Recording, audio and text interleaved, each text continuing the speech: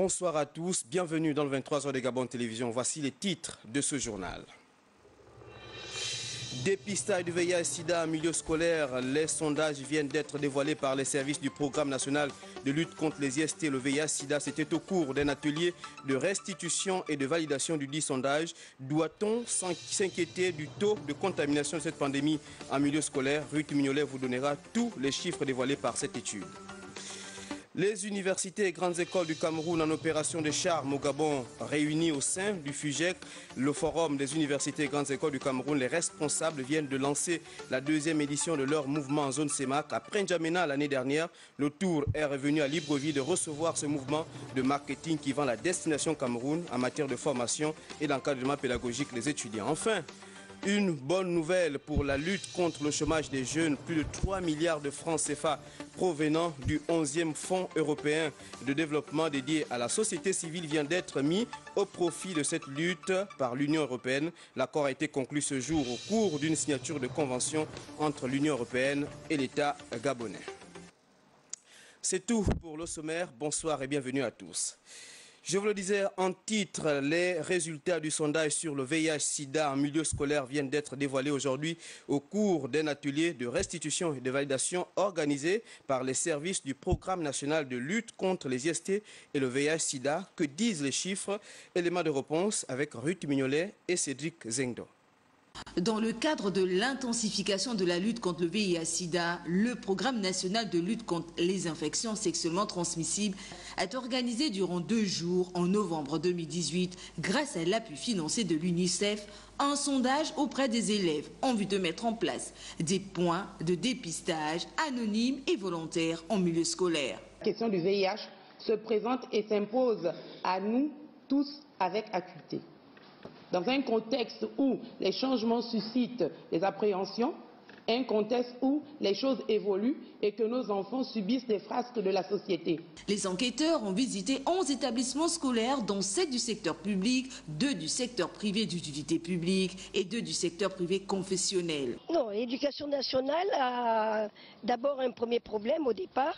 Il y a un vide juridique parce que nous avons des textes qui ne permettent pas de dépister nos jeunes. Les choses sont en train de se formaliser et avec le projet du PLIST, nous pensons que beaucoup de choses seront faites. On s'est rendu compte que les adolescents étaient de plus en plus vulnérables au VIH, SIDA et aux IST en particulier, en général. Et on s'est dit comment faire pour atteindre cette cible. Et on se rend compte que pour atteindre la cible, il faut aller la trouver dans l'endroit où elle est en permanence. Si c'est possible, il faut aller au sein des établissements et le faire sur place, en même temps donner des conseils, sensibiliser et, en dernier ressort, dépister. Projet pilote qui permettra aux adolescents et aux jeunes d'accéder aux conseils dépistage et aux soins liés au VIH afin d'atteindre les objectifs 2030 de la stratégie des 3,90. Parmi les tranches d'âge concernées, les enfants de moins de 15 ans, doit-on proposer systématiquement le dépistage à cette tranche d'âge au regard des nombreuses déviations observées dans la société actuelle? C'est l'analyse de Cyril Bertrand Ngalekou et Cédric Zengdo. Au dévoilage des résultats de ce sondage sur les informations concernant le VIH et les IST dans les établissements scolaires, on note que seule Libreville, la capitale, se taille la part belle de cette mini-enquête qui devrait permettre de mieux déceler certaines lacunes de la lutte contre le VIH et les IST en milieu scolaire au Gabon, en particulier la méconnaissance de l'infection ainsi que les cadres et les moyens de lutte. Si l'on considère que les enquêteurs ont visité 11 établissements scolaires, dont 7 du secteur public, que sont le lycée Paul Indien-Djengonju, le lycée Paul Emane-Yégué, le lycée Jean-Baptiste Obiang-Etougué, le lycée Baoumar, le lycée d'Akébéville, le lycée technique national Omar Bongo, le lycée national Léomba, les 2 établissements du secteur privé d'utilité publique, à savoir le lycée Djouedabani, le lycée Mbélé et 2 du secteur privé et confessionnel, le lycée Mohamed Arissani et le lycée Bessieux. Cette enquête aurait dû cerner tous les établissements du Gabon au regard de la courbe ascendante que prend la sexualité en milieu scolaire dans le pays avec son corollaire, le VIH et les IST. Cette enquête menée dans ces 11 établissements pour une population de 1150 élèves a démontré en matière de connaissances que 99,5% des élèves ont entendu parler du VIH-Sida, mais 18,8% ont pu définir le VIH et 59 n'avaient aucune connaissance sur le sujet. Concernant le sida, 45 ont donné la définition contre 48,3% qui n'avaient aucune connaissance sur le terme. Aussi, 37,7% se disaient incapables de faire la différence entre un séropositif et un malade du sida.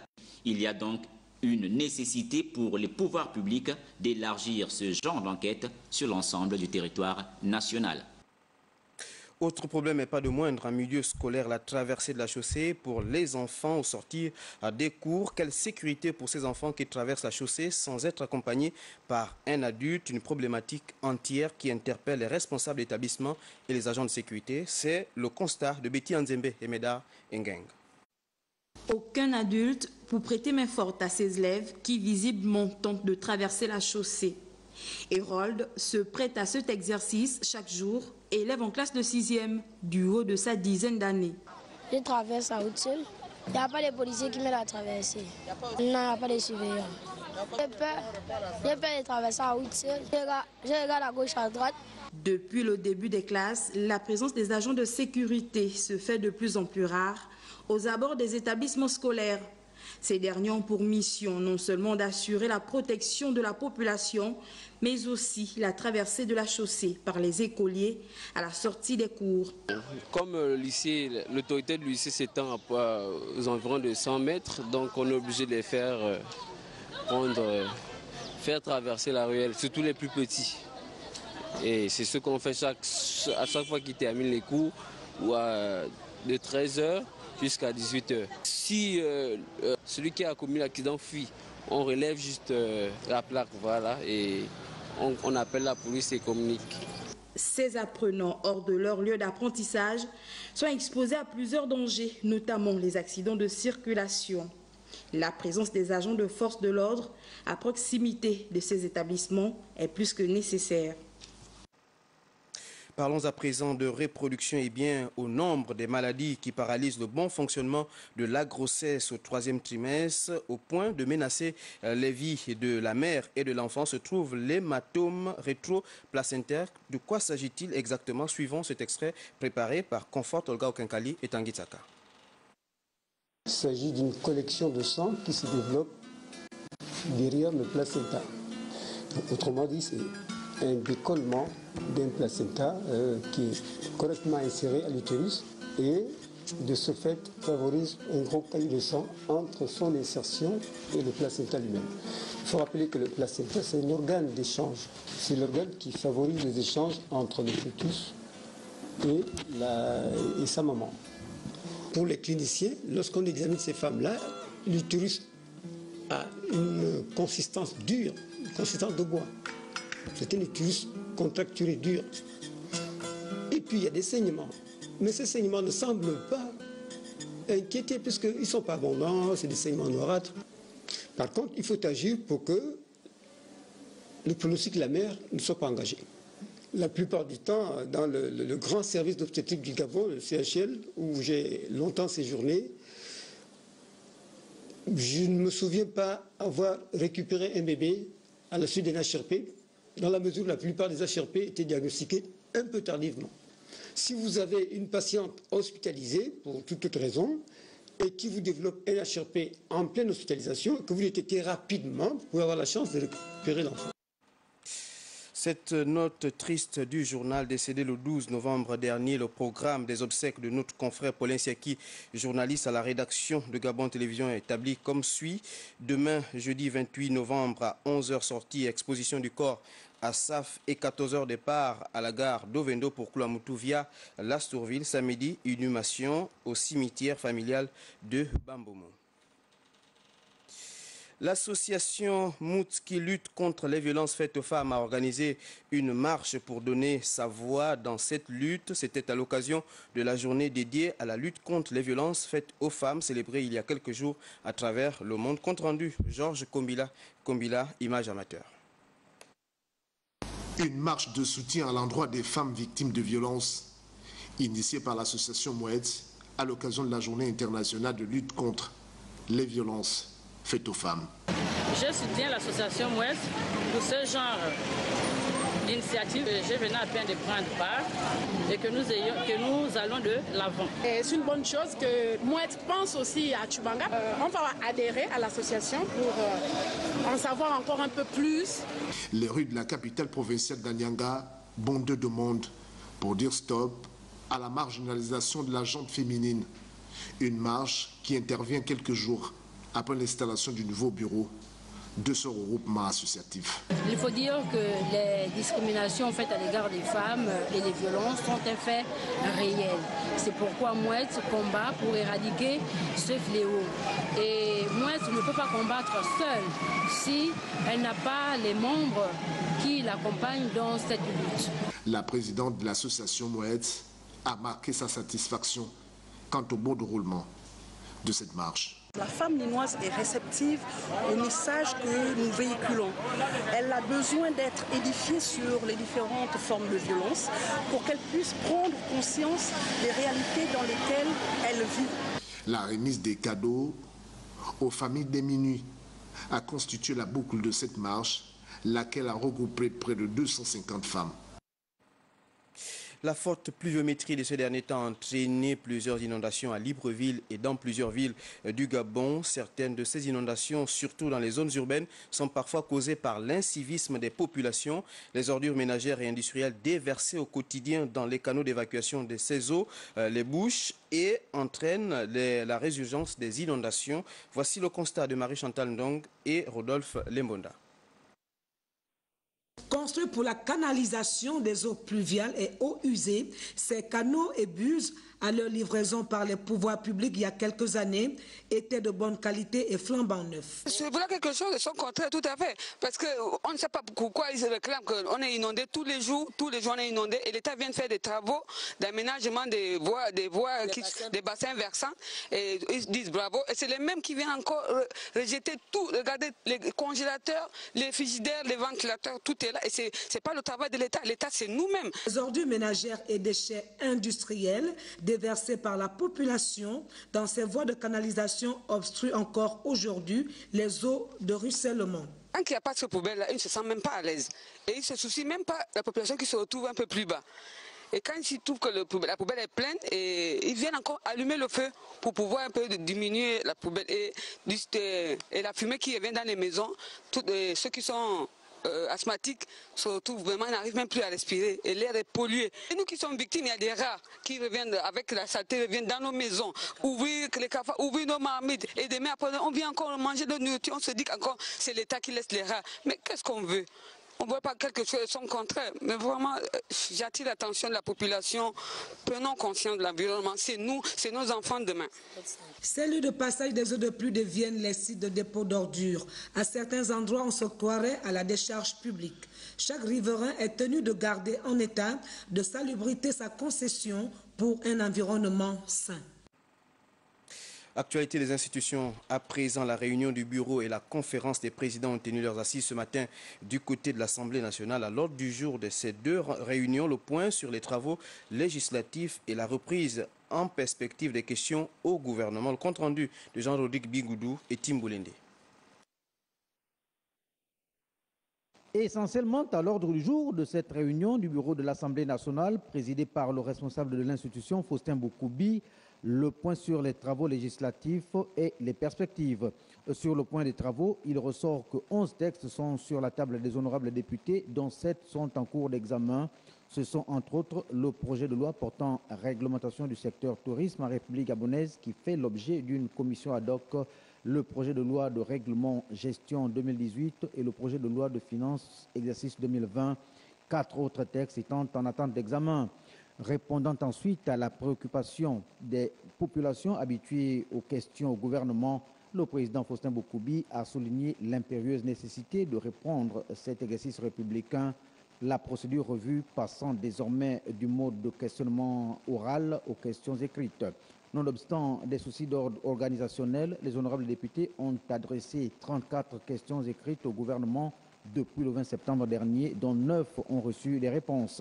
À noter cependant des entorses à la procédure, certains membres du gouvernement s'étant contentés de transmettre des fiches de leurs collaborateurs à la représentation nationale, si ce n'est des fiches anonymes, sans date, sans signature et dépourvues du sceau du destinataire ou contenant des réponses groupées aux questions posées séparément.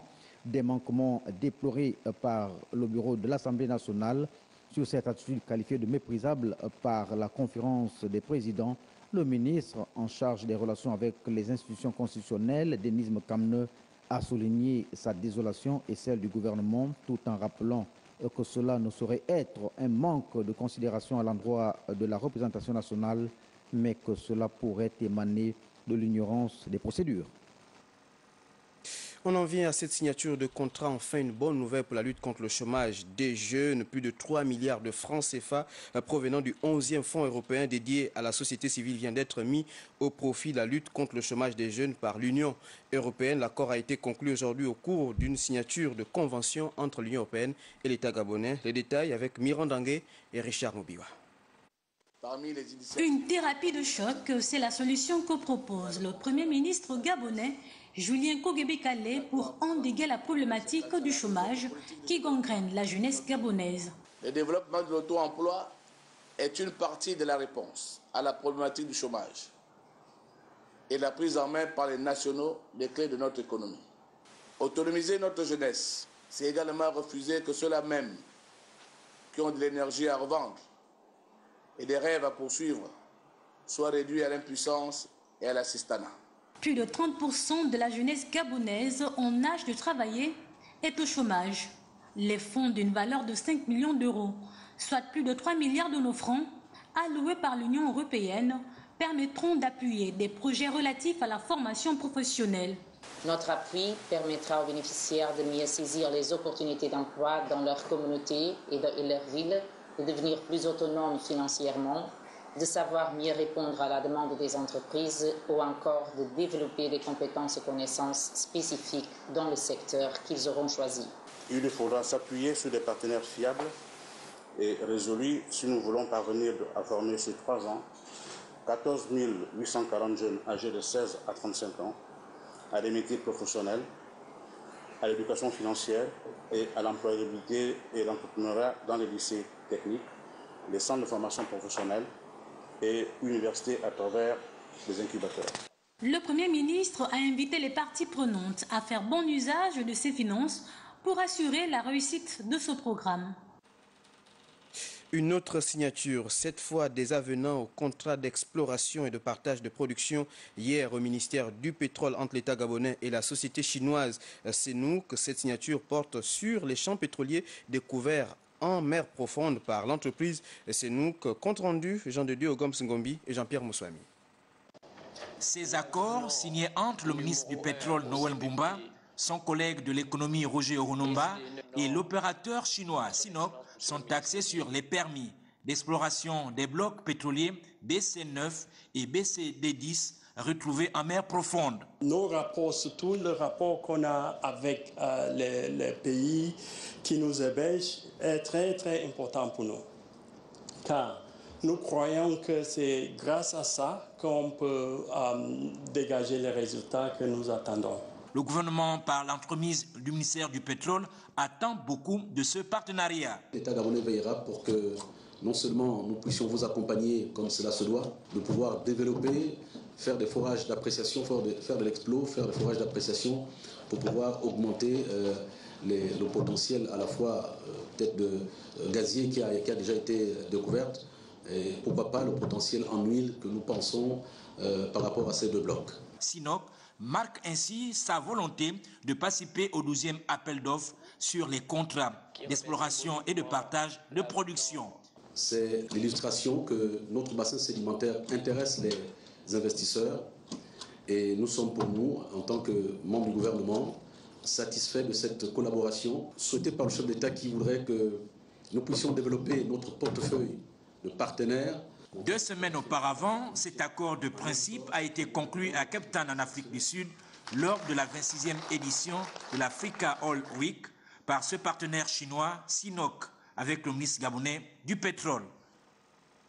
Ce communiqué qui nous provient du ministère de l'Enseignement supérieur prenant acte de la publication des délibérations de la Commission pour l'enseignement supérieur privé en date du 25 novembre 2019, le ministre de l'Enseignement supérieur, de la recherche scientifique et du transfert des technologies interdit formellement aux responsables des établissements supérieurs privés n'ayant pas répondu aux critères de validation édictés par les textes en vigueur d'exercer toute activité pédagogique sur le territoire national. Les parents d'élèves informés de cette mesure doivent prendre les dispositions nécessaires pour l'orientation de leurs enfants dans les établissements reconnus. La présente décision qui prend effet pour compter de la date de signature sera enregistrée, publiée et communiquée partout où besoin sera. C'est un communiqué signé du directeur de cabinet, Dr Emmanuel Thierry Kumba.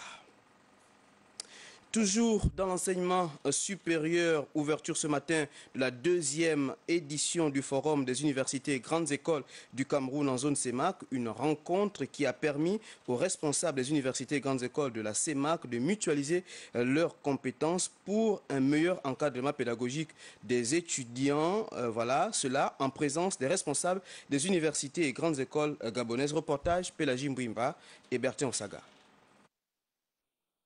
C'est une 2e édition du Forum des universités et grandes écoles du Cameroun en zone CEMAC qui vient confirmer la marche de l'encadrement pédagogique et professionnel que les gouvernants des pays de l'Afrique centrale se sont résolus à offrir aux jeunes. Les bases de la promotion d'une coopération académique et scientifique sont effectivement jetées au niveau sous-régional.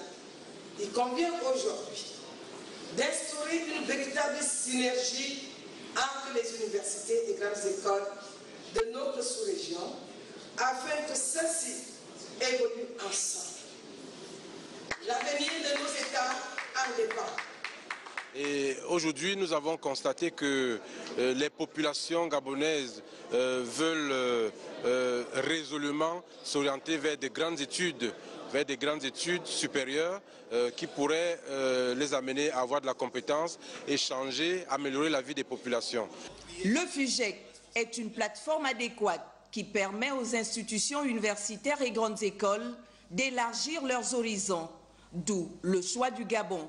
Il est important, comme le souhaite nos chefs d'État, qu'une véritable politique cohérente soit mise en place pour créer une synergie entre les institutions universitaires de notre sous-région, notamment pour ce qui concerne la mutualisation des compétences, des ressources et la mobilité des étudiants. Par ce geste symbolique, la 3e édition du Forum des universités et grandes écoles du Cameroun en zone CEMAC va se dérouler à Brazzaville, au Congo.